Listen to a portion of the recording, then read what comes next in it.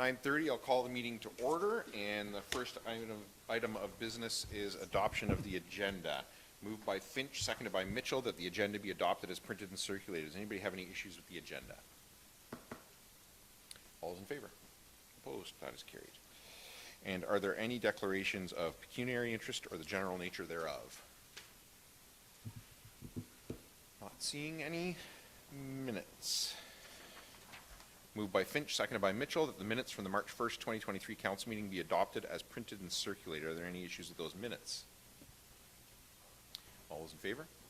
Opposed? That is carried. So we have 3 timed items today, 2 zone changes at 9:35 and a delegation from the OFA at 10:30. So 9:35, we gotta wait like 4 minutes before we get there. So let's, in the meantime, we can jump, if you're okay, Mike, we'll jump down to that drainage petition. 8.3A. Yes. So 8.3, report 2023-028 from the Chief Building Official Drainage Superintendent regarding Quinn Drain and new branches petition. Is there anything you want to highlight for us in there, Mike? Nope, just standard procedure for some new branches on this drain. Questions from council from Mike on that report? So I do have then, moved by Mitchell, seconded by Finch, that council receive and adopt the drainage petition submitted by Ruth Calderon, Bolton Manor, Holsteins Limited under Section 4.1 of the Drainage Act, RSO 1990, relating to property located at part lots 8, 9, and 10, concession 10 in the former township of East Missouri for drainage improvement in relation to the 2 new branches of the Quinn Drain, and that council appoint Mike DeVos, P.Eng. of Spreet Associates Limited as engineer to review and prepare a report for lands within the Quinn Drain, including 2 new branches. Anybody wish to speak to that? Councillor Mitchell. As Mike just said, it's standard procedure. These 2 landowners want to make some improvement at the drainage on their property, so I think we should go ahead and get working on it and appoint Mr. DeVos to do the work for us. Anyone else? All those in favor? Opposed? That is carried.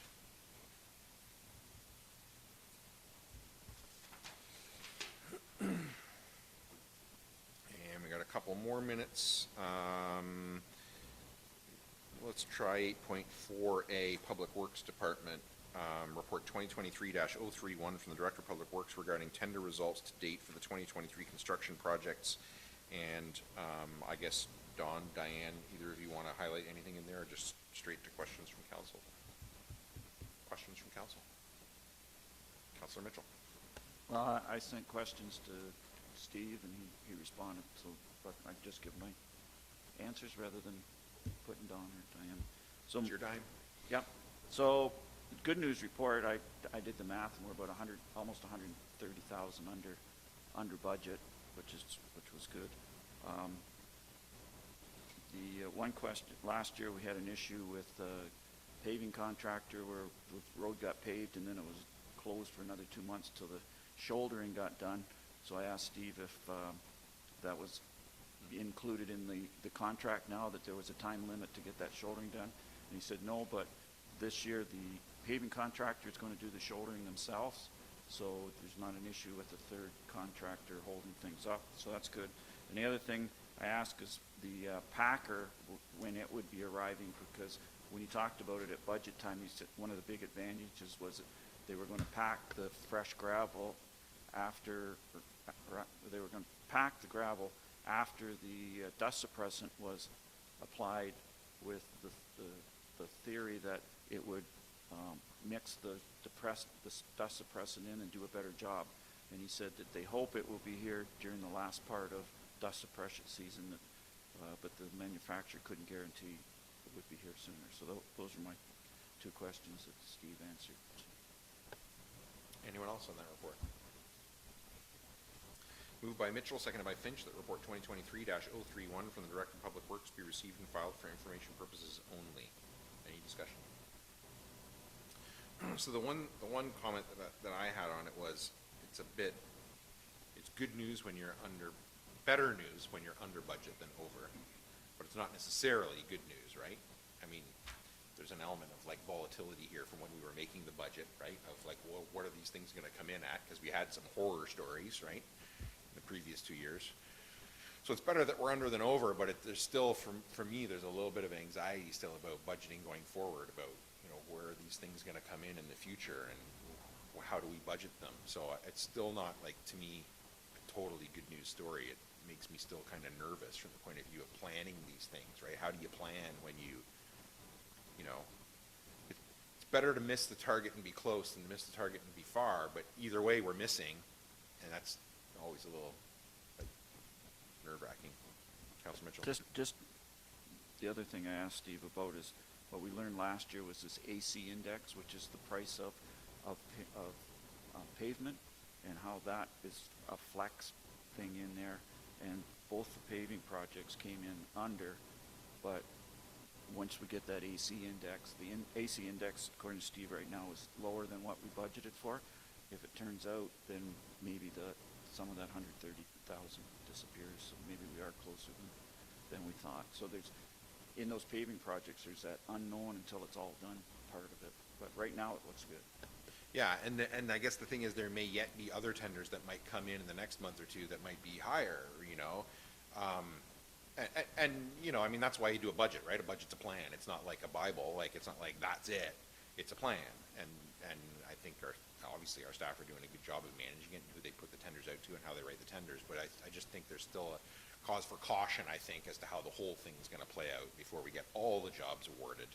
But anyway, anybody else? All those in favor? Opposed? That is carried.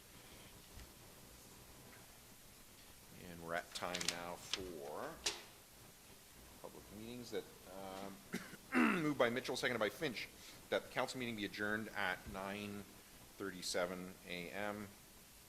and for the purposes of holding a public meeting pursuant to the provisions of the Planning Act. All those in favor?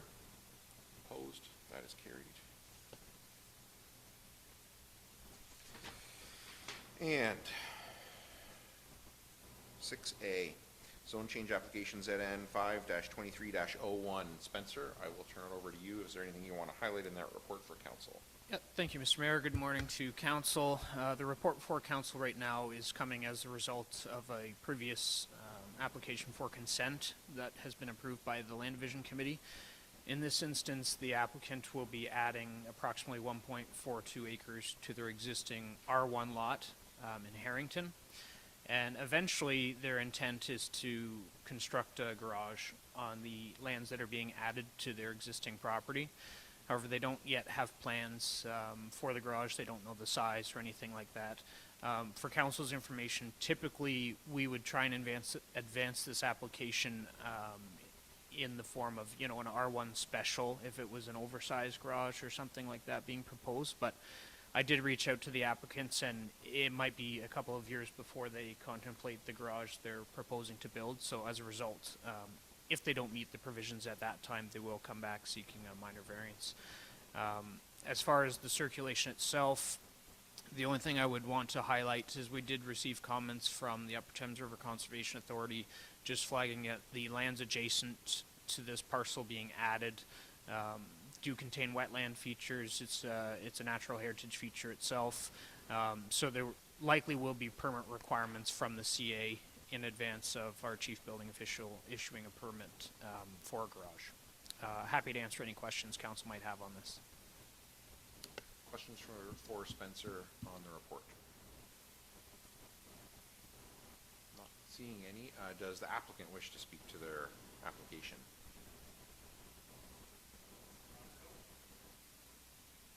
All right. Any questions for the applicant from council? Are there any members of the public who wish to speak to this application?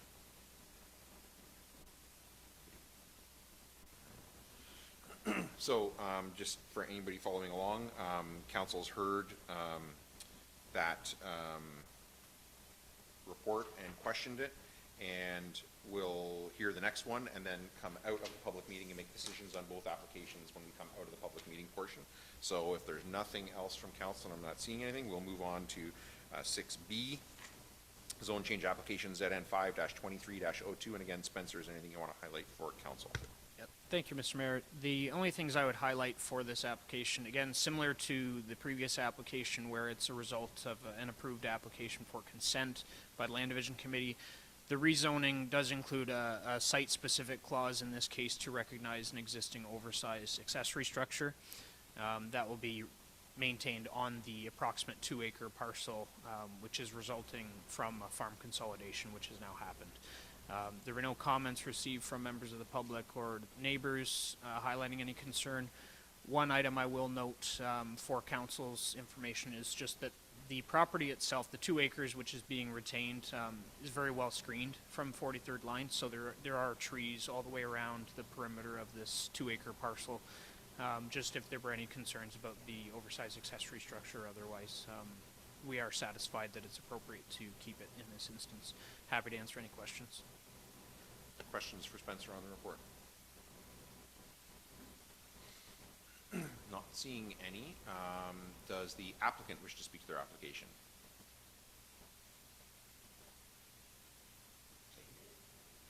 Are you the applicant? Yep. Can you just to make sure you're heard. So yeah, do you want to speak to your application? Yeah. Brett and I made an agreement to have his land, 95 acres, and I asked him for that, and then I said, I want to keep all the other land. So it'd be 5 acres. Okay. Yep. Any questions for the applicant? Is there any members of the public who wish to speak to this application? All right. So then I have moved by Finch, seconded by Mitchell, that pursuant to the Planning Act, the public meeting be adjourned at 9:42 a.m. and the regular meeting of council be called back to order. All those in favor? Opposed? That is carried.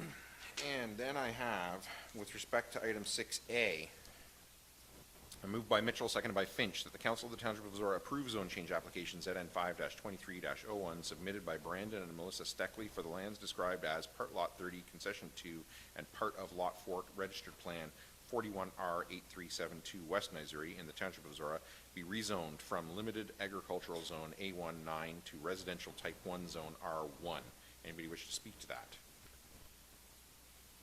All those in favor? Opposed? That is carried.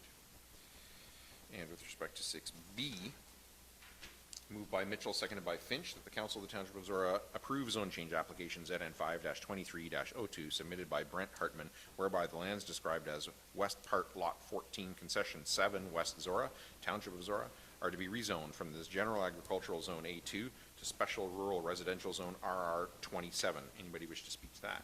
Councillor Mitchell. Yeah, the only thing contentious on this is the oversized accessory building that Spencer referred to, and it's about twice the size of what's supposed to be permitted, but this council has on multiple occasions allowed the building of oversized secondary or accessory buildings as long as they were less than 10% of the total land area. In this case, it's only 4%. So that's the only little hiccup there, so I see no reason to not approve the application. Anybody else? All those in favor? Opposed? That is carried. So you have a waiting period on this so people can appeal it, but as long as you talk to Mike, he will, and or Spencer, they'll keep you in line with that, and you'll be good to go. All right? Okay. Thank you.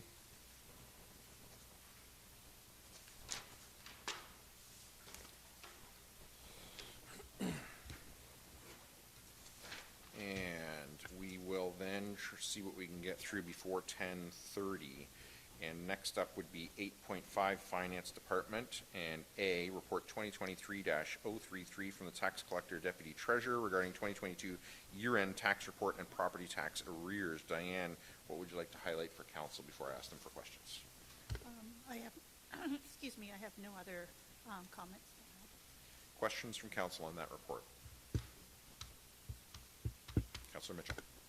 Yeah, I had a question. We see about a doubling in outstanding rate from this year to the previous year, so is that of concern? No, in the past, we are still being affected by the pandemic. So we're working with, property owners on any outstanding, taxes and setting up payment plans.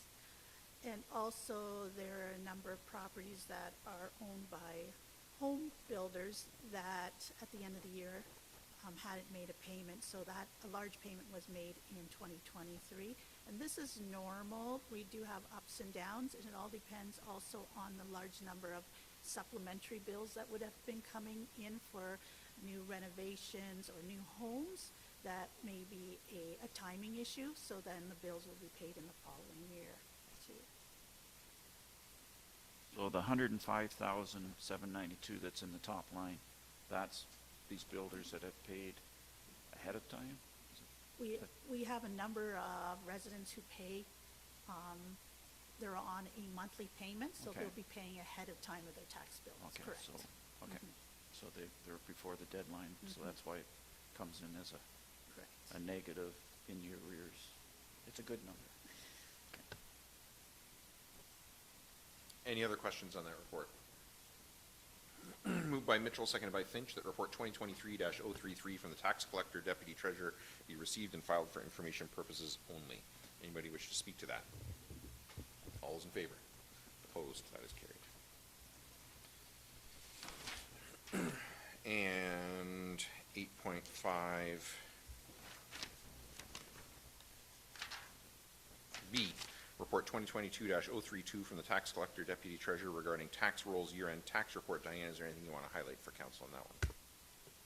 No, nothing at this time. Questions from council on that report?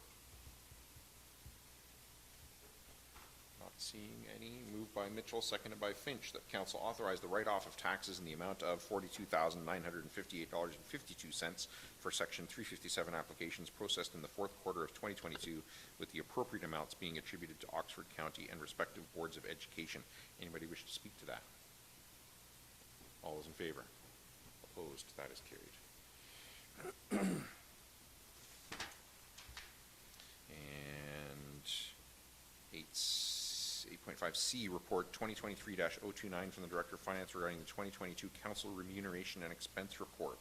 Diane, is there anything you want to highlight in that one? Nope, nothing else. Questions from council? Moved by Mitchell, seconded by Finch, that report 2023-029 from the Director of Finance be received and filed for information purposes only. Anybody wish to speak to that? All those in favor? Opposed? That is carried. This is getting too easy now. Something's going to happen. 8.5D, report 2023-024 from the Director of Finance regarding Debenture Options Zorra Maintenance Facility. And Diane, is there anything you want to highlight for council in that one before I ask them for questions? No, we have a couple of scenarios in front of council here for consideration, and I'll be happy to answer any other questions. Questions from council on the report?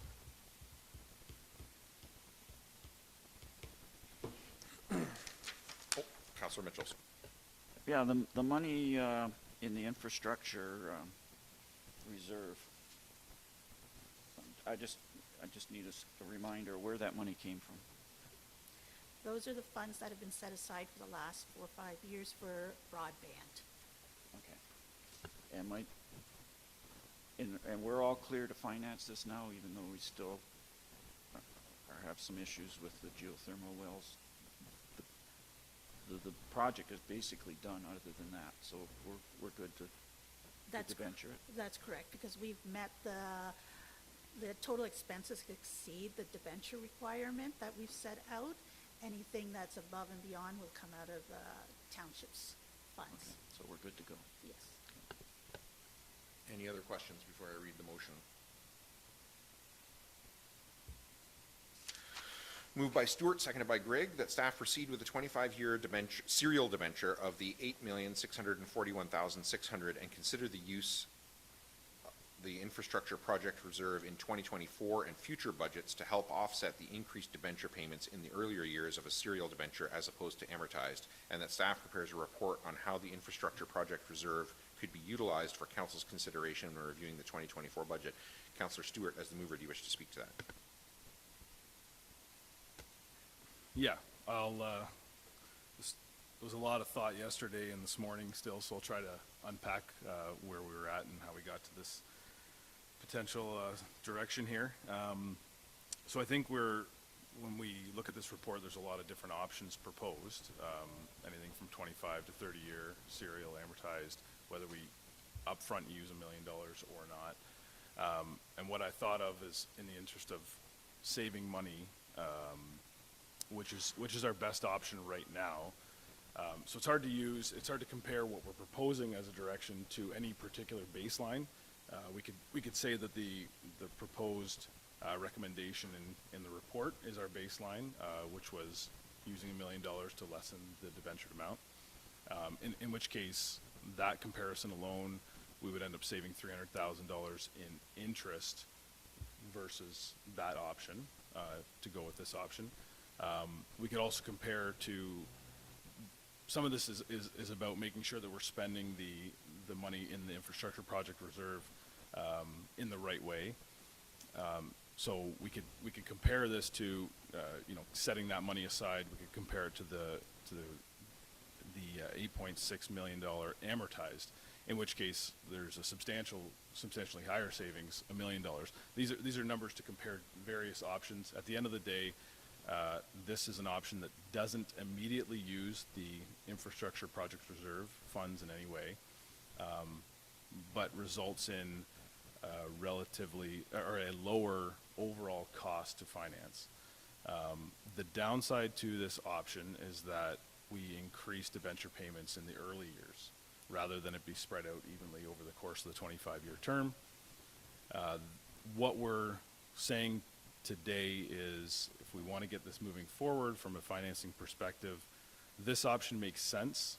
What it exposes us to is, in the next, I'll say 5 to 8 years, higher debenture payments, higher than, again, the option recommended through the report, as well as higher than what we've allocated or at least earmarked in our 10-year capital plan. What we're saying here is this option overall has cost savings, and we still have the ability, when it comes to the 2024 budgeting time, to think about how that $870 in the project reserve, $1 million, any other funds could be used to help offset the difference between, let's say, the capital, any increase in tax levies because of an increase to what we had in the capital. We can still think about that in the 2024 budget, but this sets out, without making that firm decision, this sets out in the right direction in terms of saving money overall compared to that recommendation. Deputy Mayor Grigg, as the seconder, do you want to speak to it? Yes, please.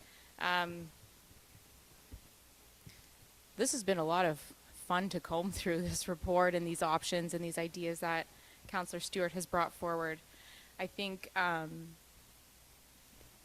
this council first looked to, at budgeting process, first looked to that infrastructure project reserve as a potential funding source to reduce the total debenture amount once we realized that the interest rates had created a very different financing structure for the ZMF than what it was that was considered when we approved that project.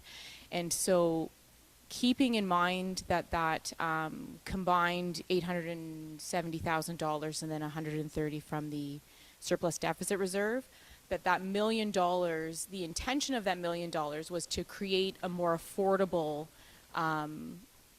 financing structure for this project to get us better aligned to where we initially anticipated.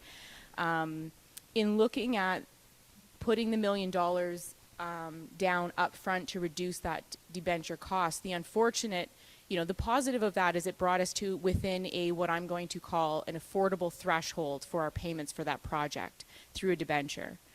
The unfortunate thing that it did is it took $1 million and reduced the overall cost of the project by $700,000. So in terms of an investment of the value of $1 million, we were getting a $700,000 value for our $1 million upfront investment, because by decreasing it, we're still having a 25-year loan. So by paying interest still over the exact same duration of time, we're losing some of the value of that money. And so in exploring other options of how to, I really looked at this from the perspective of what is the best use, if we're comfortable with spending that $1 million on this project, what is the best use of that $1 million to get both the most affordable, the least amount of payment out of our pocket for this project. Let's reduce the interest as much as we possibly can. But then we're also restricted with that affordability component. So the serial loan for 25 years on the full amount does achieve that lower. And I'm a little bit repeating some of what Kevin has said. I'm just structuring it a bit differently. It achieves that, but what it did, as Councillor Stewart identified, is that it made those initial payments what I would consider out of reach for our affordability, right? But what it also did is it created, once you go, 10, 15 years out, it created the tail end of its financing with lower amounts that does create some debenture, some debt capacity for our future municipal significant projects that we, are starting to dream up what those might be. Is it significant? Not grossly significant, but it does allow for us, we have these projects new on our debenture schedule. If we're able to manage them while they are higher, having them be lower on that tail end is going to give us a little bit more wiggle room in the decision-making process for those next significant capital projects when we're looking at that total debt cycle for our debenture schedule for the municipality as a whole. So then the question becomes, what is the best use of the value of that $1 million, potential up to $1 million in terms of getting us within that manageable payment, that affordability threshold. And I think what this direction in the motion drafted by Councillor Stewart does is it allows for our Director of Finance to look at those funds as a method of essentially subsidizing those payments so that they can come within that threshold, that we can remain affordable and not have that increase to the tax levy or that pressure on the tax levy that we're trying to avoid. So I think what this does is it is just a different way of looking at it that initially one proposed I was very uncomfortable with, but the more time I've spent with it, I think is probably, is allowing for us to get better value out of the $1 million investment in the financing of this project. Anyone else wish to speak to it? Councillor Mitchell. I've been very concerned about the cost of financing this NMF since interest rates started taking off about a year ago. And that's why I brought it up back in December and painted a very gloomy picture when we were talking about budget, about this impact would have going forward. So I was excited to see this report come forward, because the two goals that I had, and I think here again I risk repeating what Councillors Stewart and Greg said, was number one was to minimize the total interest cost of the financing, and the other is to reduce the annual payment to a level comparable to the December 2020 funding proposal when we approved this project, which the annual payment on that one was $531,000. And we were looking with borrowing the $8.6 million, we were looking at $200,000 a year increase in annual payment. So I was happy to see that there was a potential alternative to do that would bring down those annual payments by about $200,000 a year, back in line with what we had originally approved, but at the cost of an extra $300,000 roughly of interest over the course of the loan. So when this other idea came forward, I'm very happy to support it, because I think it achieves the goals that that we want, and gives us flexibility in that we're not putting that million or 870,000 or whatever it is in up front. We're keeping it in our control to use it as we see needed to reduce those payments. So after I found out about this idea, I crunched some numbers, because my real concern is what happens in the next 5 years. Because after the 5 years, we get some more flexibility, because I think it's roughly $600,000 in debenture payments that we have for the sewage projects in Thamesford and Embro. Those loans are paid off by 2028, so we get a bit more wiggle room to work at that time, but between then.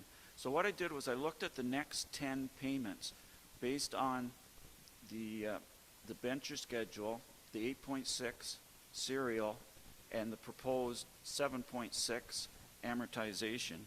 And what I came up with was that savings in total payments is $948,000.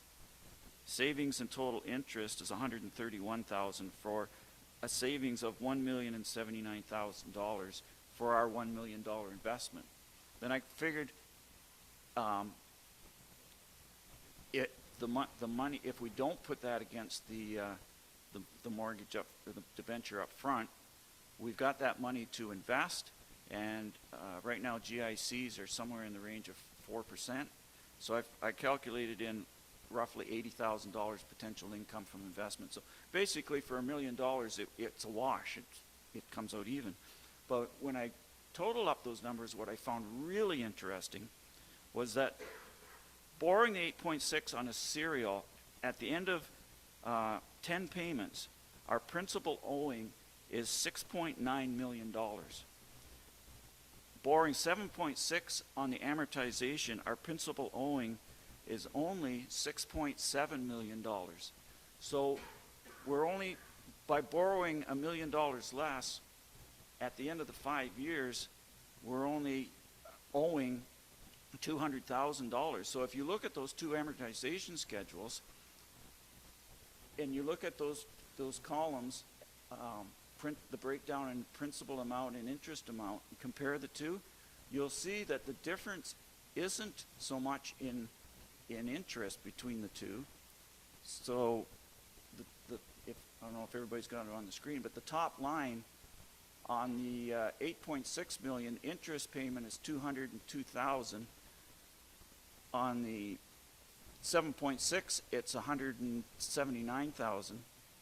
Where the difference is that we're paying a lot less principal, especially at the very beginning. So at the end of 5 years, the amount owing, we're not that farther ahead by borrowing less money at this point. So that sold it for me, that's the proposal that's before us is the way to go. And then there's also some impact on inflation, that the last 5 years, the annual inflation rate has been 3.12%. If we project that out for the next 5 years at 3.12%, then, which is quite reasonable given today's climate. So if you go down to the October 2028 payment, you'll see our payment there is $334,000. But if you factor in inflation, we'll be collecting in 2028 $389,000. So inflation has an impact when you're going that far out, and it's not because we're going to be gouging people, putting their taxes way up. We'll also be getting increased residential revenue, because between now and then we're going to build 800 or 1,000 new residences in Zorra Township. And as I said, we also have the wiggle room with the lower debt load. So I wish I'd come up with this idea. I think it achieves what we want. We want to minimize the total cost of financing, but we also don't want to stick the people right now with an extra $200,000 debenture payment, so I'm fully in support of the motion. Anybody else? I have a question, and Diane, if I go to the chart on page 2 of your report, which is the high-level summary one. So what the motion in front of us, if I understand it correctly, is suggesting column 1. Is that, yeah, okay.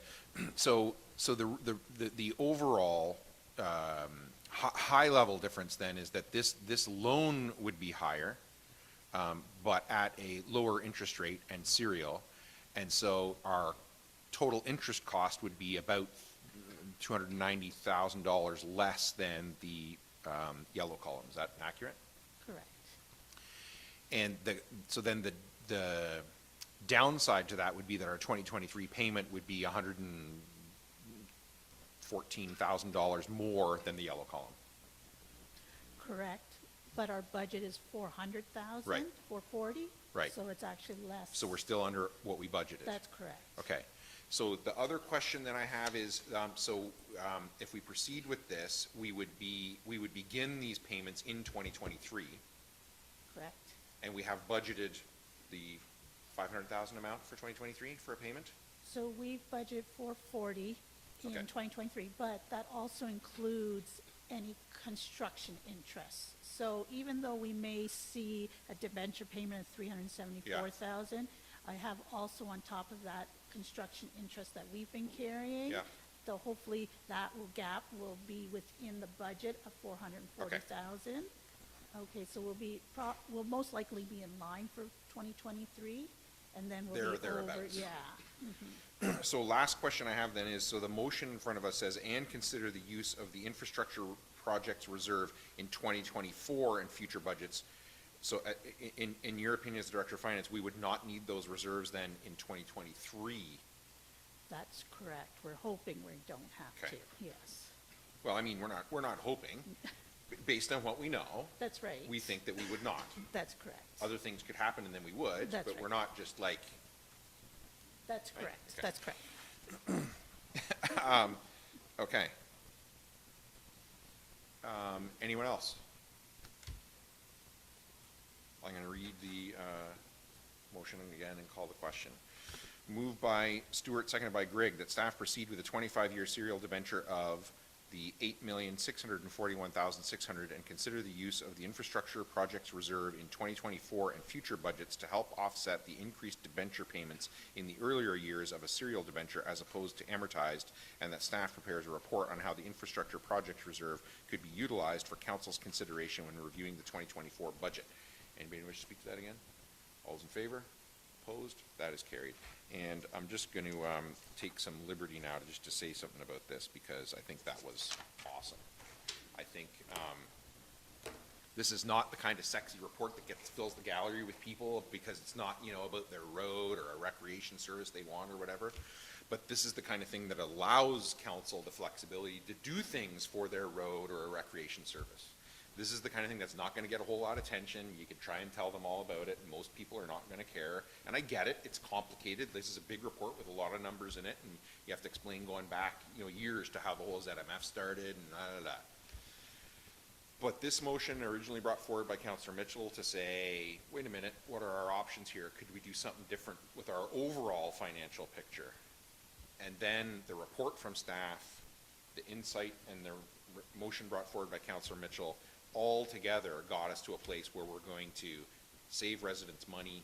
We're going to spend the money that we have from them already in a more responsible way. We're not going to put undue pressure on the property tax bill, but we're also going to save ourselves money in terms of our borrowing costs.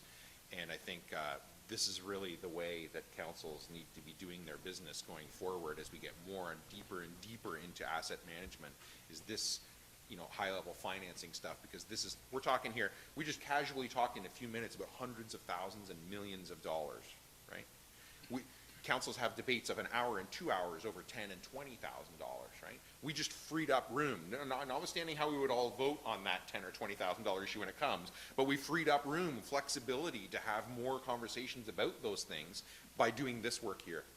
So I just want to remind, the four of you and any residents watching this that this is where that work really happens, that frees up the room to have conversations about things we would like to have is when we have conversations like this about things that we need to pay for and do it properly, which is what I saw just happen here. Really, I think it really looks good going forward into asset management planning and the strategic plan that we're having these kinds of conversations. So I just felt that needed to be said. Deputy Mayor Grigg. And just to add on to that, you know, as we're asking for these reports and staff are preparing them, we are firing tons of questions and having lots of discussion. And I also just wanted to acknowledge and thank staff for, you know, fielding all of those and helping us get to this point, because we would not have gotten to this point without the support of our Director of Finance. Councillor Mitchell. And along that line, we've talked in the past about our council staff relationships around here that allows us to do this sort of thing. Kevin came up with what I consider a brilliant idea.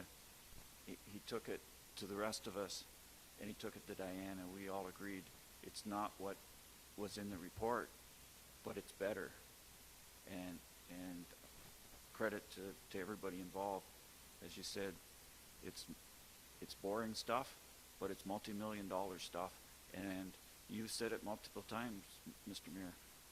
We have a bit of a unique culture here that allows us to do that sort of thing. So I just wanted to follow up on your comment and on Katie's comment. It's absolutely vital, right? So in this decision, what I saw was, you know, we had an original plan to finance it, and you said, why don't we look at it a different way? He said, let's look at it yet another way. You guys discussed it, and it wasn't about any one person saying, no, it needs to be my way, right?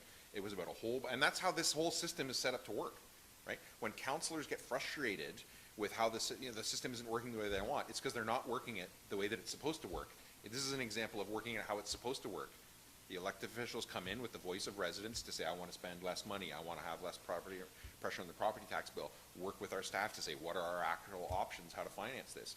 And nobody gets too precious about their approach to it, and everybody just says, what are all the options available? And eventually, we hone in on one where we all look at it and say, that's not what I had in mind when we started it out, but that is the best way to do it. So I think you're bang on that, and I, you know, we always, and I'm speaking here to council, we always have to preserve that council staff relationship where it's like agree to disagree, whatever, but you have to be able to have a productive conversation, and that's what gives us the opportunity to get to this place. So if you can, try and talk to residents about this and tell them what a good job you did. But I don't think you're going to have a whole lot of success. But maybe what we should do is when we have those opportunities to do other things later on and we say, hey, we got a little bit of flexibility in our budget to do a thing, maybe we should remind them then that, you know, that's because of that thing that we did back in March that nobody paid attention to, freed us up some flexibility to do a different thing with your road or with your recreation service. So, all right, enough back patting for all of us. Item 9A, correspondence from the Municipality of Thames Centre regarding a request for quarter revision representation, Caddy Creek Drain. Is there any questions on this before I read the motion? Moved by Grigg, seconded by Mitchell, that Council appoint Councillor Stewart as a representative from the Township of Zorra Council to sit on the quarter revision for the Caddy Creek Drain 2023 for the Municipality of Thames Centre. Anybody wish to speak to that?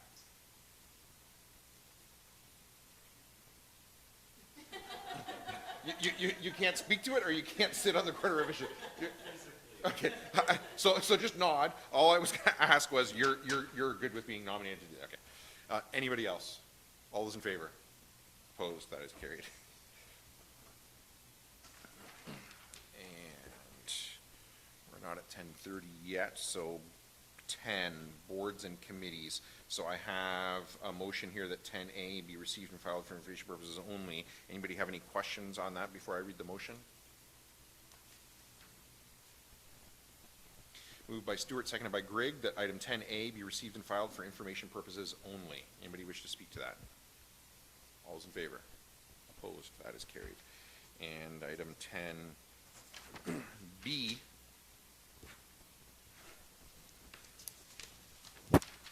Resolution 0503-2023 from the Zorra Multi-Use Courts Committee regarding special occasions permit for pickleball event. Does anybody have any questions on that before I read the motion I have here? I have one then. Matt, does this request fit within the existing policy for that we have for user discounts? Yeah, so with the sole purpose of this event being the fundraising of a council-approved project, our portions of the fees would be waived. Like the committee's fundraising funds would pay for any of the expenses kind of incurred with it, but our rental rates, all those things apply for the discount. Anybody else before I read this motion?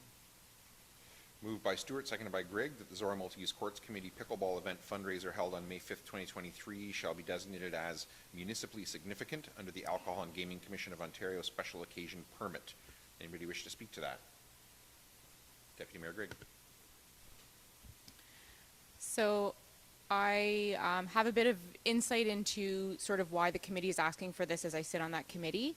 And just briefly, the committee has been hosting a series of pickleball tournaments as a method of both fundraising, raising funds for the project, but also creating an awareness of the sport and inviting the community to learn how to play the sport. In organizing the next series of pickleball events, this was an idea that came up, and by hosting it on a Friday evening with alcohol sales available, the intention is to reach a wider audience. It's still meant to be, the main focus of the event is still intended to be pickleball. It's not, like a beer tent.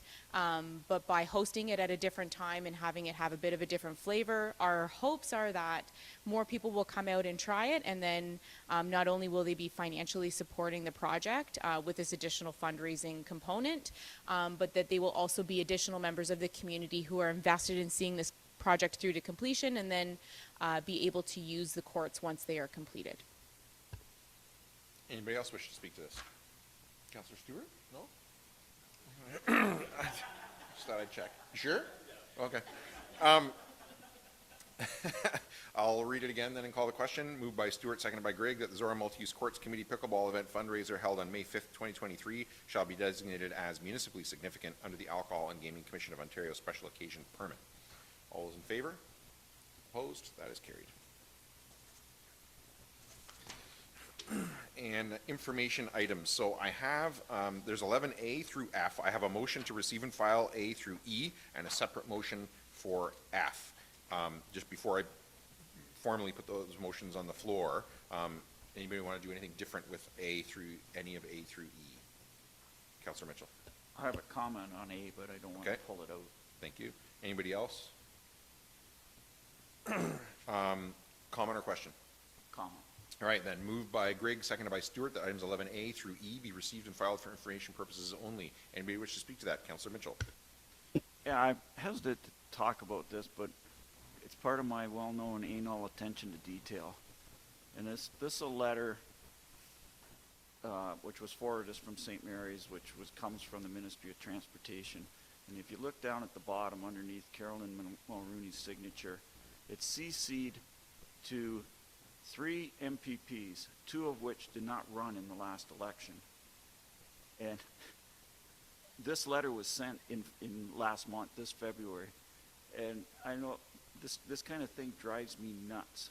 We don't have to worry about it with our staff, but public perception is that bureaucrats are lazy and incompetent. And when you see things like this, it's hard to argue against it. When they're CCing a letter to people that haven't been in office in 9 months, you got to wonder what else is wrong in that letter. So I know it's totally inconsequential to us, but that kind of stuff just drives me up the wall. So that's my comment. Anyone else? Deputy Mayor Grigg. I'd like to briefly comment on 11B, the correspondence from Town of Ingersoll regarding Diversity and Newcomer Committee. It's nice to, I appreciate having correspondence circulating within the municipality, within the county, because I think we definitely stand to learn a lot from each other, what's happening in our neighboring municipalities. when I first looked at this, I thought, is this something that we could possibly do here? And I think, this correspondence for me will sit in the back of my mind to sort of gauge what could be a good fit for Zorra. We recently went through a process where we assessed the function of our committees and listened to our residents who sat on committees about how they felt about their engagement and their interest and what value they got for that. The formality of a committee had not been a good fit for our residents in our community in recent past, so we have transitioned into task forces. So this could be something that we consider in the future. And we also wanted to make sure we had a review of our procedural bylaw to make sure that resident engagement, through our council meetings was also something that was available to residents. So while I'm not looking to do anything with this right now for our community, I think it's good to see that this is happening across the county and something that we can keep an eye on and remain open to, in the future what this work could look like for in Zorra. Anyone else on 11A through E? Moved by Grigg, seconded by Stewart, that items 11A through E be received and filed for information purposes only. All those in favor? Opposed? That is carried. And 11F, correspondence from the City of Woodstock regarding graphic image delivery bylaw. Are there any questions for staff on that one before I read the motion? Deputy Mayor Grigg. So this is a question for our deputy clerk and senior policy analyst. Is that correct? Yes. So in review of the bylaw presented here, Woodstock's bylaw, can you comment on the appropriateness of this bylaw? Maybe that's not the right wording. Can you comment on if Zorra were to implement a bylaw like this, what level of work would have to go into drafting this bylaw, or if the template presented through Woodstock is something that could be duplicated for our community? Yeah, so we could definitely use the City of Woodstock's bylaw as a template. They did a great job with this, and it wouldn't be too much work for staff. This isn't something that we've seen in Zorra yet, but we can always be proactive with these types of bylaws. Any other questions? Moved by Grigg, seconded by Mitchell, that council direct staff to prepare a graphic image delivery bylaw. Deputy Mayor Grigg is the mover. Do you wish to speak to that? Just briefly, I think as Alicia said, this isn't something that we've had an issue with yet here in Zorra, but it has been happening around us in London and in Woodstock. London has a bylaw in place, which then Woodstock was able to follow and get one in place there. So if it's not a lot of staff time and we're able to be proactive with this, then I think that this is a good thing for Zorra. Councillor Mitchell is the seconder. Do you wish to speak to it? Yes, I agree with the deputy mayor. I think it's good to be out ahead of this. There is some talk of this type of thing being legislated province-wide, but the person that was talking about it is an NDP member from London, so the process to getting that through would be months, if not years long. So in the interim, I think Zorra should be out front, as Alicia said, a minimum amount of work, and avoid any problems before they occur. Anyone else? I'll read the question again and call the question. Read the motion again and call the question. Moved by Grigg, seconded by Mitchell, that council direct staff to prepare a graphic image delivery bylaw. All those in favor? Opposed? That is carried. This is like an old school one. I'm a little bit like. So I'm going to so we have a delegation at 10:30.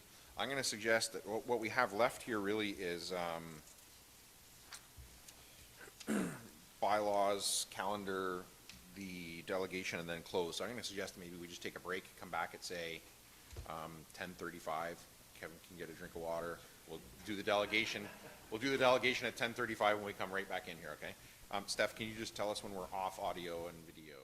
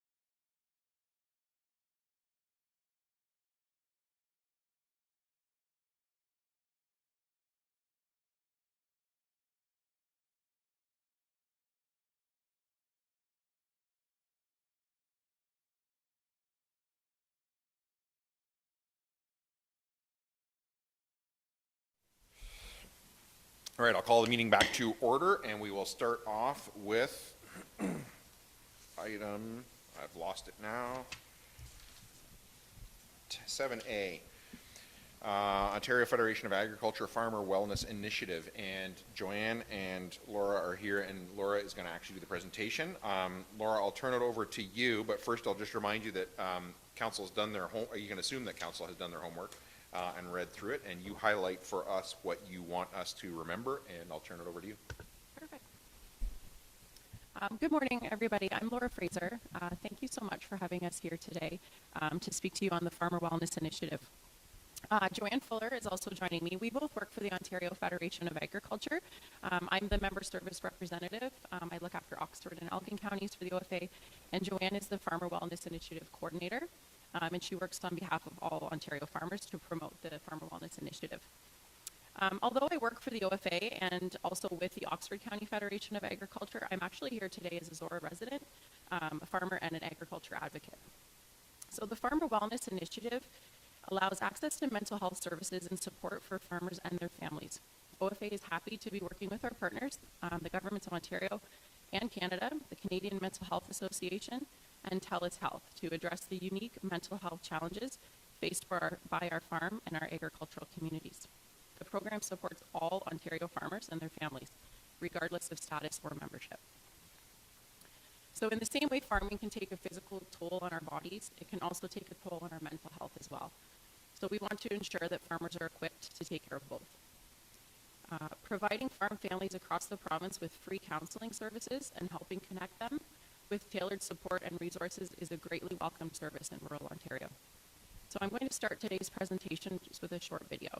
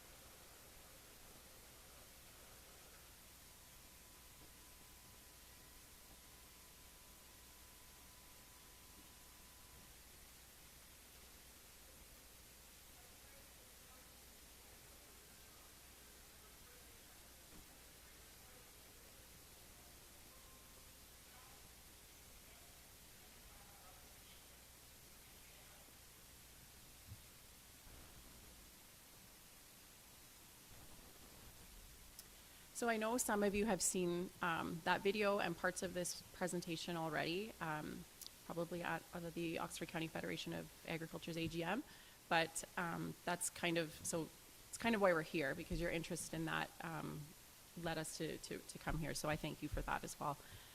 But the Farmer Wellness Initiative provides free counseling phone line that provides tailored mental health and wellness support to all Ontario farmers and their families, regardless of farm organization membership. It is fully funded by the Canadian Agricultural Partnership Program and supported by the governments of Canada and Ontario, and it was launched last January. It's a confidential service which is accessible 24 hours a day, 365 days a year, in English and French, as well as up to 30 other languages. And it's provided by professional counselors that have been trained with the unique needs of Ontario farmers, and farmers and their families can reach out anytime by calling that number. Farmers, as I said, farmers utilizing this service do not need to be members of the Ontario Federation of Agriculture. It's open to all farmers in Ontario. So the way the process works is callers call an intake process to arrange counseling sessions with the mental health professional, and it's available by phone, virtual sessions, or in person. The counseling program is managed by the Canadian Mental Health Association, Ontario, and delivered by TELUS Health. Information received through these counseling sessions are confidential, and they're in accordance with the Personal Health Information Protection Act. All farmers and farm families have exclusive access to this helpline for any stress, pressure, struggle, or any challenge they are facing. It does not have to be limited to farm-related matters. And you can call the helpline regardless of any difficulties you're facing.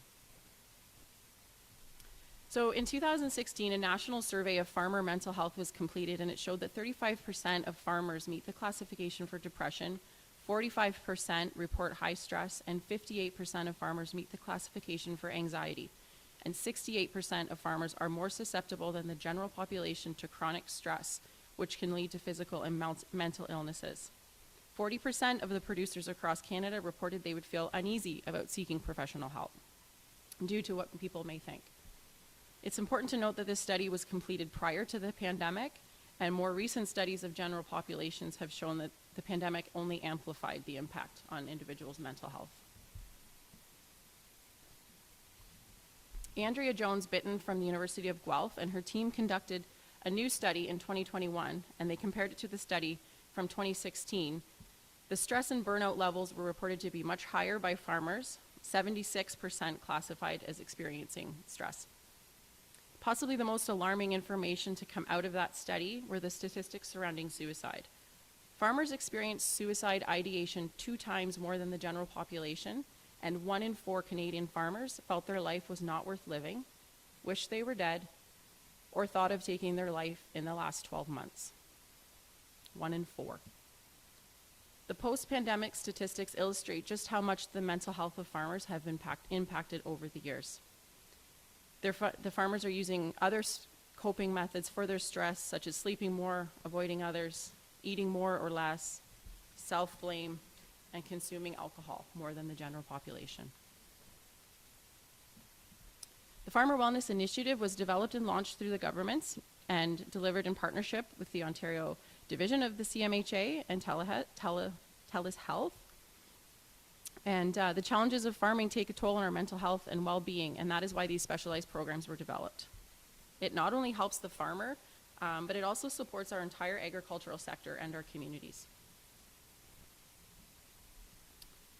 The mental health professionals and both the intake and the counselors have received specialized training to understand the unique needs of farmers with mental health challenges. The initiative is paid for by the governments, as like I said, the Canadian Agricultural Partnership, which is a 5-year federal, provincial, territorial initiative. It's important that the counselors recognize the unique needs of farmers, and we're fortunate to have well-trained counselors who are equipped to handle these situations. We provide crisis updates on what is going on in the agricultural communities so that our counselors can understand. Crisis counselors and intake call center professionals have been trained with Ag Culture, which by Do More Ag of Canada, and the counselors receive continuous training and roundtable support from Deb Van Berkel. Deb's a dairy farmer and counselor and is the driving force behind the Eastern Ontario Farmer Wellness Program. So we're really excited to be taking a lot of these key messages on this initiative across Ontario through presentations, farm shows, and different events. We're working alongside the Christian Farmers Federation of Ontario, the National Farmers Union, and all of the commodity organizations towards educating those within our communities to provide ways for our farmers to access this resource. Part of the funding is that OFA, as the promotions arm for this initiative, has input and advice from general farm organizations across Ontario.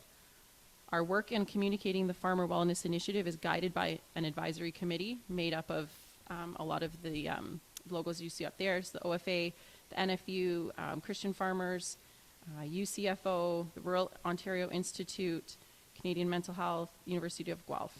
Our committee is great because we're getting ideas and different perspectives of where and how we can promote across the province. So working closely with the CMHA, the Ontario Division, to promote the 3 programs under the agricultural wellness. So I already discussed the Farmer Wellness Initiative, but we have other programs. The In the Know is a free 4-hour training program, and it's delivered virtually or in person, and it's meant for farmers and the agricultural community, and it's developed by farmers. It's meant to be educational, information sharing, and provide insight on where to connect the resources. It's designed around real events using real scenarios for education purposes. And the intent is to increase our understanding of mental health and wellness on the farm, create comfort in having conversations about mental health, and to raise awareness and reduce stigmas, which is so important because, as we noticed on the previous slide, 40% of producers report that they feel uneasy about seeking this help. One of the pilots for this In the Know program was actually hosted by the Oxford County Federation of Agriculture and the Junior Farmers of Oxford in 2019 in Woodstock. And when we put that pilot program on it reached full capacities for attendees in Oxford. The Guardian Network is the third program, and it's a volunteer suicide prevention network which supports Ontario's farming community. It includes full-day training and program components for Guardians to receive support and participate in continuous learning and knowledge. A Guardian is an individual over 18 years of age who's likely to be in contact with farmers through their work or through their volunteer activities, or in their place of community that has successfully completed the training. It's designed to be equipped with tools to identify the signs of mental distress, react to farmers at risk, and connect individuals with appropriate mental health resources. Both of these educational programs are excellent to take, and they educate you on how to support people in your community. I highly recommend anyone that interacts or supports farmers to look into these programs, such as farm advisors, seed dealers, equipment dealers. I know a lot of, like Joanne and myself are Guardians, and a lot of our colleagues are as well, just with our constant connection with the agriculture community. And these programs are both delivered in person or virtually and can be accessed through the Agricultural Wellness Ontario website. All of these programs that I've mentioned above, they're all paid for in part by the governments of Canada, Ontario, and through the Canadian Ag Partnership. We just have another video. And this was part of a Fields to Fork campaign. Some of you may have seen this on TV, actually.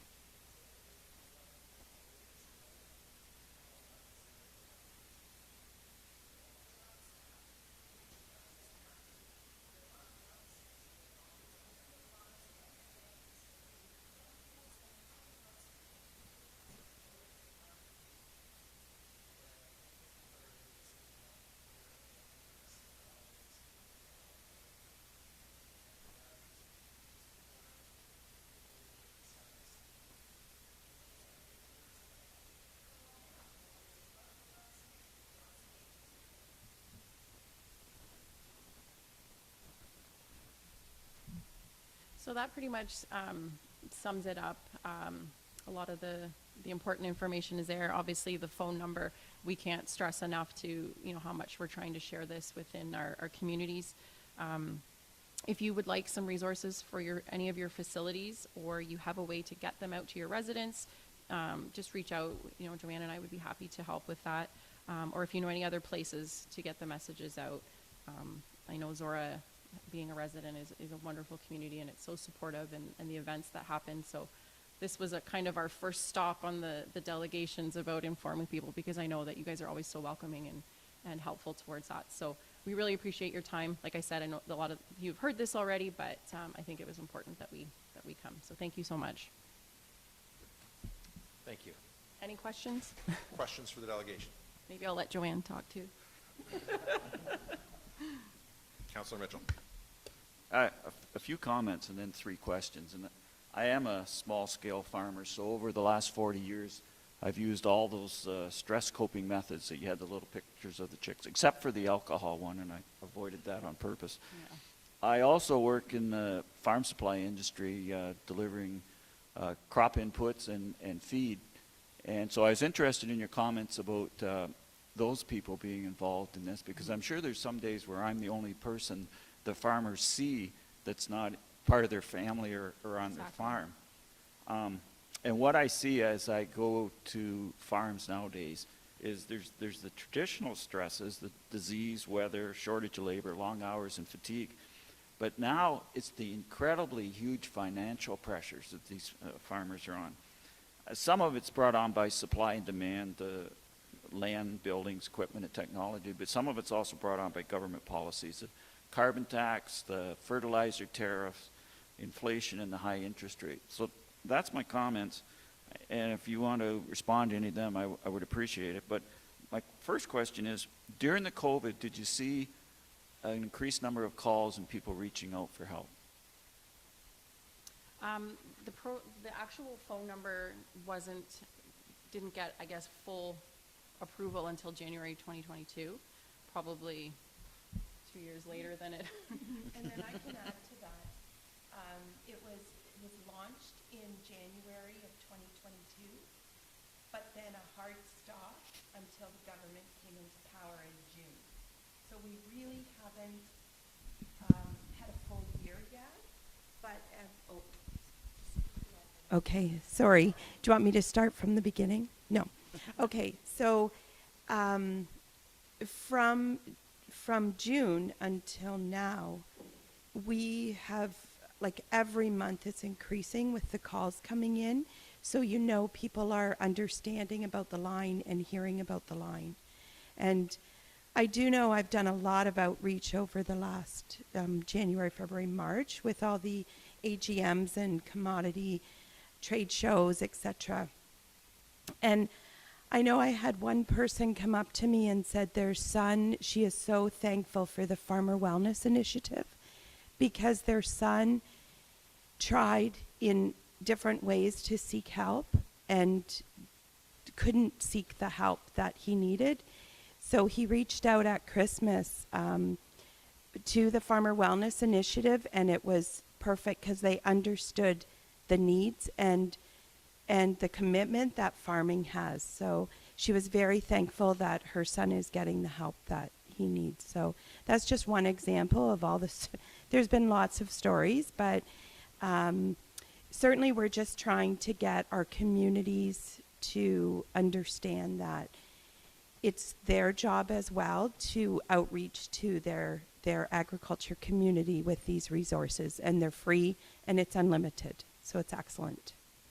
And your comment about commodities and the inputs, getting everybody trained on in the know, really, you get to understand what's a good anxiety, what's a bad anxiety, and the ebbs and flows of what we all go through every day. So. Anyone else? Councilor Rickman.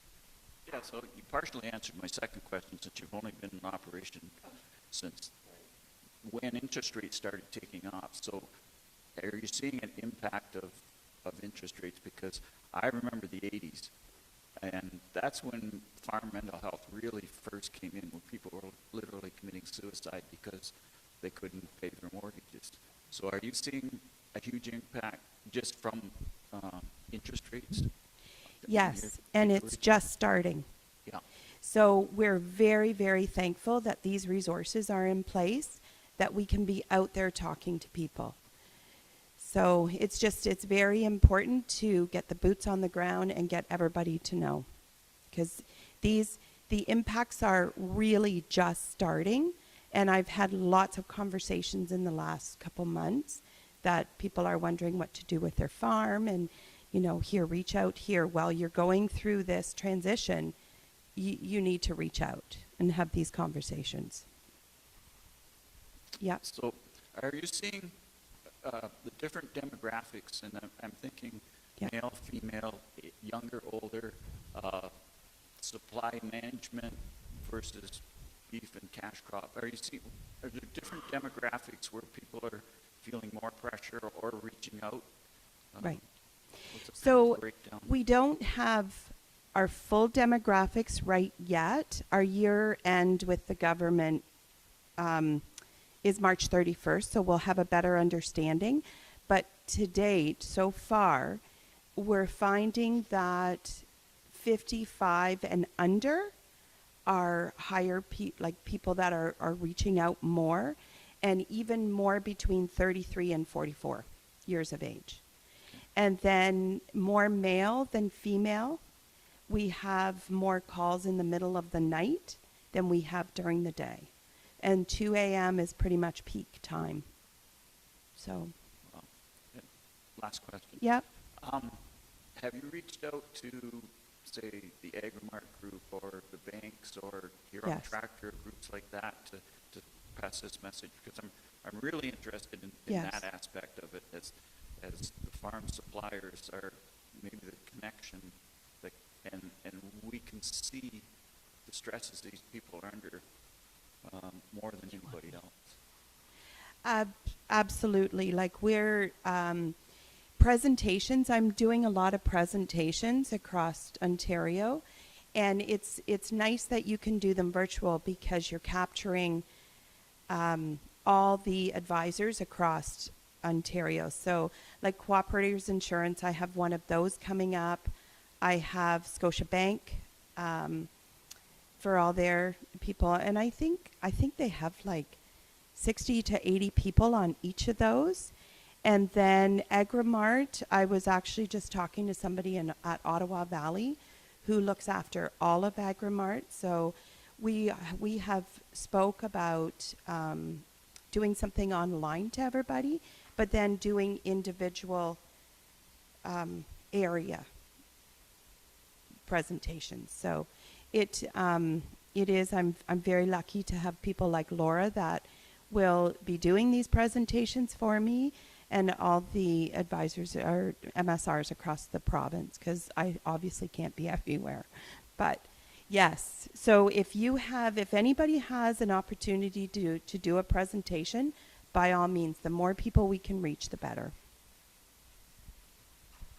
Just, I thought that was your last question. I'm just joking, Paul. Just a comment. I just want to say thank you for the presentation, work you're doing, and all the reach out. My experience, your number is 68 is really low. I think it's 99.9. The anxiety that the entire industry is facing. So thanks for everything you're doing. Thanks for being here today. Anyone else? Crystal. First of all, I'd like to say thank you for coming out and doing this. This is my third time seeing this. And I think it's fabulous what you guys are doing. And I would love to see maybe this come across our social media platforms if it can. Maybe some posters out in the arenas, because I think getting it out there to everybody is key in getting the proper help that they all need. So this is a 5-year initiative. What is your hopes and plans for after those 5 years? Well, our hope is to continue lobbying for the government to continue this. And I know we've had great traction with federal and provincial. And right now, the farm organizations are lobbying for it to be available to the workers as well. Right now, it's for farmers and their families. And we do have some more lobby efforts going to increase it to the workers. But I always just say, if you're a farmer, call in. So, yeah. So to continue, yes. And I know the farm organizations and grain farmers, the beef farmers, like all the commodities, they're really passionate about farmer mental health, and there's been a lot that has affected each of those organizations. So we are standing together. So I would think that it will continue. Anyone else? Deputy Mayor Greg. Do you have any print materials that you can leave with us?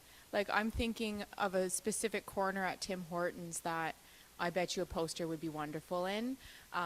Just so that as we think of different areas that may exist around the township, and we also have, on our wall, we have a spot where different folders and flyers go, that when people come in to pay taxes, I think why this is so great is that it is reaching the intended audience in a way that can function, right? So if you can't have a unified solution that doesn't recognize the unique needs, and I think that's why this is so exciting, is that if it had to be in person, it wouldn't happen. If it was only during working hours, it wouldn't happen, right? And your data collection of that, that 2 a.m. phone call, like that puts the hairs on your arms go up, because you recognize that if the only thing that was available was sort of a subsidy for an in-person therapy, then we would miss supporting all of these people. So as we continue to think of, in that same line of thinking of think about who it is that we need to support, how can we reach them, what Paul was talking about with some of those farms when you go to deliver feed, that you may be the only person that they see in that day that's not a member of their family. I'm thinking of those spaces in the communities where when farmers do leave their families, where they do, collect and try to support each other. If we're able to put this messaging in a spot where they see it, they might ignore it. They might brush it off the first 15 times, but that 16th time, if they've got something that they can take home, it's there for them at 2 o'clock in the morning if they need it. So thank you very much for everything you're doing. You're Anyone welcome. else? Councillor Stewart. Yeah, just a quick question, just to extend, I know you talked in this presentation that the mental health professionals have the farm-specific training. What other resources can farmers be plugged into in that point? Like if there's business decisions or stuff that they're just struggling to make these decisions, or they're stressed out about these decisions, do you guys point them in the right direction of other places? Is there other places available?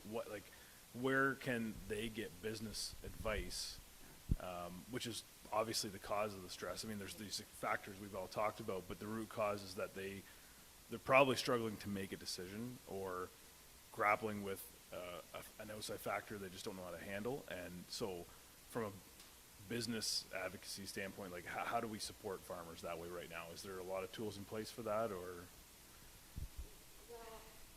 I'm going to say that a lot of, if you reach out to commodities or farm organizations, I know OFA or OMAFRA, we have a lot of resources. I know CFFO and NFU have those resources as well. But, I think that generally the helpline is to talk to people, to reach out. So find places, talk to dealers or seed dealers, or have those conversations to learn more. And a lot of times you can learn more from other farmers as well. I've noticed a lot too, just with my role with OFA, I will get phone calls that are kind of phone calls for help that are disguised as phone calls for I'm having drainage issues, or who do I talk to about my high tax? And I'll go out there and I'll speak to them, and an hour later we're talking about the stress of inflation and the stress of the weather. So a lot of the time with farmers, their cry for help doesn't look like I need to talk to you about my mental health. It looks like something completely different. So when they can call OFA and ask for, I need a representative to help me with my drainage issue. And I say, sure, I have that, but I'll also touch base with you and I'll give you a call, and then there's a follow-up. That's when the conversations happen. And I think that's when I would say, maybe at the end of that conversation, here's some, I just brought you some resources, here's a gate sign for you, and in there is the brochure with the Farmer Wellness Line. And being able to have those supports is kind of our, I'm not giving this to you because you called me for help. I'm giving this to you because, hey, you might need it. And a lot of the farm shows and trade show events that I've been doing and working the farmer wellness booth, Joanne has some great resources, the air fresheners. They have cute little air fresheners with whatever, but on the back is the number. We couldn't keep them on the table at any of our farm shows. And people, oh, great, an air freshener. And then I always make sure to point out what's on the back. And then they grab a couple more because they know they're putting them in all the tractors in their property. And then they're going to put them in their neighbor's mailbox who, my neighbor got his cattle taken away last week. Do you have some resources I can leave in his mailbox? Community members are looking out for each other. And if they have something that's easily at their reach to provide that, then we're all doing the same job for each other. And the community events like the pickleball, that's a great example of, sure, it's a community event, but maybe that's where that farmer that's struggling can go. And if there's a table with some resources on it while they're there, they put it in their pocket, nobody sees, whatever. There's magnets, there's air fresheners. We're reaching everybody through just being a supportive community. Anyone else? I want to thank you for this. This is, as they say, all the things. Farming in a Zorra context is our largest economic sector, largest employer, obviously largest land use. More importantly, I think in a 2023 context, though, we talk endlessly at all levels of government now, about mental health and all that goes with that and all the downstream effects of unaddressed mental health issues. And one of the reasons that this really appeals to me is it is an attempt to go upstream right? So often we think of and we deal with mental health as somebody's lost the farm, there's a divorce, somebody is now experiencing homelessness, somebody's going bankrupt. And a lot of those things started, you know, nobody says anything until that thing happens, and then people say, well, you know. And this is an opportunity to go upstream of those things and say, maybe we can help that person with their stress level, and they don't get to the point where they're going to lose their herd. And that's really where we need to be, is going upstream of those things and not dealing with it, right? I mean, we're helping the person the least that we can help them when we wait until it's at that point. And it's the most expensive way to help someone when we wait until it gets to that point. And it's the least constructive way to help them when we wait until it gets to that point. But more to the point of actual action, there is some context here for municipal government and things that we can do. And we can, very happy to hear the suggestions that we share this, and chatted briefly with Alicia here on the side, and we are able to amplify this through our social media as well, and we're going to do that. But there are things we can do here. Area municipalities are mandated to have a community safety and well-being plan. In Oxford County, the area municipalities got together and asked Oxford County to champion the community safety well-being plan, and Oxford County did do that. It's now published and released, and a steering committee has been appointed. It's called the Safe and Well Oxford Plan. One of the pillars of that is to deal with mental health and addictions, right? It's one of the main causes that people end up in then, secondary and tertiary problems in their lives is unaddressed mental health issues, right? So I would strongly suggest that you make a similar delegation to County Council. I would strongly suggest that you look up the Safe and Well Oxford website. There's a steering committee for that, and one of the purposes of that steering committee is to pull together all these resources, all the different groups that are helping all the different people with all the different issues, and say, let's not overlap. Let's help each other out where we can. Let's not duplicate things. Let's leverage off each other and make these things actually happen for people, right? As opposed to all kinds of people out there talking, lots of good people talking about lots of good things and lots of rooms. Let's do more of this kind of thing where we actually get the help to the person that needs it, right? So I would just really encourage you to do that, and remember that, when you make that delegation to specifically, I would say, talk about the community safety and well-being plan, the Safe and Well Oxford plan, and make a request to the county that they include this in their advocacy efforts with the province, because we are spending a lot of effort advocating with the province and the federal government on these mental health issues that Oxford County as the level of government locally, municipal level of government locally that deals with human services has a role to play, but we absolutely need our provincial and federal partners. So a good way to maybe look for that funding to keep it going beyond the 5 years is if municipalities are saying, in the context of our safe and well-being plan, this is a good partner, we need this to continue, it's a pillar that supports what we're trying to do. So again, to me, this is all the things, and really needs to keep happening, and these kinds of initiatives, especially, like I say, that are upstream, we need to do more of that and not wait until there's another person on the street homeless in Woodstock or under a bridge in Ingersoll, and then say, oh, now we'll go and deal with your issue, right? So not enough thanks to go around for this. Thank you so much. We will definitely do that, Marcus. We'll look into it for sure. And yeah, and we do have some resources today. We can leave some pamphlets and magnets and things like that, so we'll leave them at the desk. And if you ever need more, reach out anytime. Yeah, for sure. Thank you. Thank you so much for your time. Anything else before I read the motion? Moved by Finch, seconded by Mitchell, that item 7A, Farmer Wellness Initiative presentation be received and filed for information purposes only. Anybody wish to speak to that? So just to clarify before I call the question, then, so if they leave some materials here, we're able to put them out, and we are able to amplify some of this through our social media? Already posted. Awesome. You guys are awesome. All those in favor? I love Zorra. Opposed? That's carried. Thank you. And so what we have now then is bylaws, and then into closed. Actually, let's do item of, no, we'll do bylaws and then we'll do community calendar. So bylaws, moved by Stewart, seconded by Grigg, that bylaws 10-23, 11-23, 12-23, 13-23, and 14-23 be taken as read a first, second, and third time and finally passed. And further, that the mayor and clerk, deputy clerk, are hereby authorized to sign the same and affix the corporate seal thereto. Anybody wish to speak to that? All those in favor? Opposed? That is carried. You're done. And calendar. Where are we today? March 22nd. Get to know Earth breakfast tomorrow. Who's going to that? Yeah.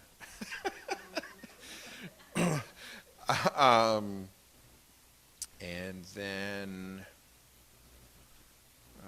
I'm not seeing anything this weekend. Is that right? I feel like there was something. No? I feel like there was some community.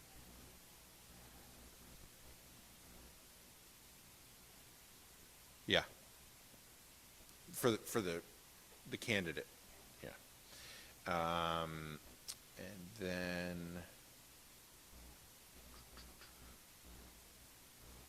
thank you. Night of the 27th at, is it in the evening? Okay. Okay.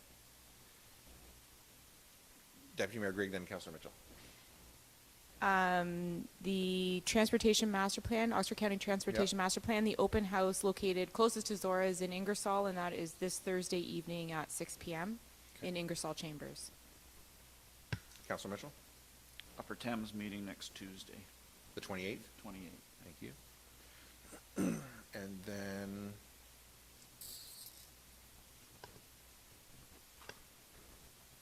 I'm not seeing anything then until we are back here on April 5th.